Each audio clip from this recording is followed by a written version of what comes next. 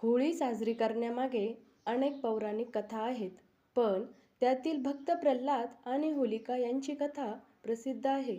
या कथेमुळेच होळी हे नाव पडले आहे. वाईटावर चांगल्याचा विजय हे या सणाचे प्रमुख प्रतीक बनले आहे. ही कथा आहे भक्त प्रल्हाद आणि होलिका. प्राचीन काळी हिरण्यकश्यपू नावाचा एक बलाढ्य राक्षस राजा होता.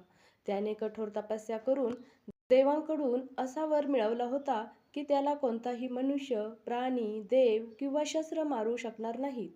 तसेच त्याला दिवसा किंवा रात्री, घराच्या आत किंवा बाहेर मृत्यू येणार नाही. या वरामुळे तो स्वतःला देव मानू लागला. मात्र त्याचा स्वतःचा मुलगा प्रल्हाद हा भगवान विष्णूचा परमभक्त होता.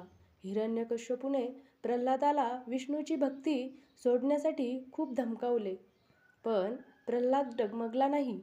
शेवटी प्रल्हादाला मारण्यासाठी हिरण्यकश्यपूने आपली बहीण होलिका हिची मदत घेतली. होलिकेला असा वर होता की तिला अग्नी जाळू शकणार नाही, म्हणजेच तिच्याकडे एक असे वस्त्र होते जे तिला अग्नीपासून वाचवत असे. होलिका प्रल्हादाला मांडीवर घेऊन पेटलेल्या चितेवर बसली. उद्देश हा होता की होलिका वाचेल आणि प्रल्हाद जळून खाक होईल. पण झाले उलटेच. प्रल्हाद अखंड नारायण नारायण नामाचा जप करत राहिला. देवाच्या कृपेने प्रल्हाद सुरक्षित बाहेर आला आणि देवाच्या वरदानाचा चुकीचा वापर केल्यामुळे होलिका त्या आगीत भस्मसात झाली.